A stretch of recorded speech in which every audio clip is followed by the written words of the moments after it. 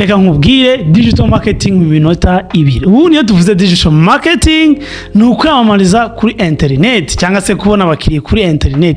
Ushobora kwamamaza business yawe, ushobora kwamamaza igitekerezo cyawe, ushobora kwamamaza ishyaka urimo, ushobora kwamamaza na NGO yawe ukorera, cyangwa se ushobora no kwamamaza wowe ubwawe cyo kwita personal branding kuri internet. Rero digital marketing ni ukubona abantu bagura cyangwa se babona ibintu byawe kuri internet bifashishije. Hari ibintu bitanu rero muri digital marketing bigenzi ugomba kwitaho ni SEO and website. Ikindi cyagiye ufite website, iyi website yawe ku buryo umuzayo sacinga muri Google cyangwa se mu zindi nshakiro aba ari wowe abona bwa mbere. Ibi rero birasaba ko ukora cyane ukagira website imeze neza cyane. Ikindi cya kabiri ni social media.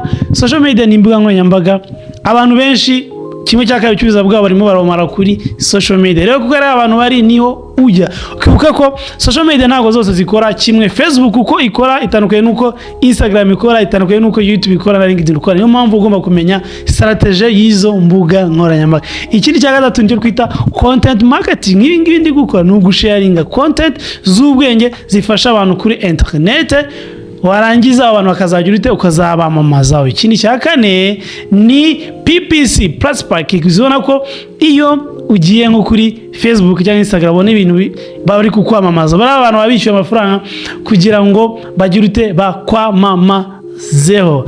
Ibindi nicyo twita email marketing. Ubu nta muntu udafite email. So bivuze ngo iyo ufite liste nini cyane ukazajya wohereza abantu ama email, hari amahirwe yuko bafungura za email bakareba ibicuruzwa byawe.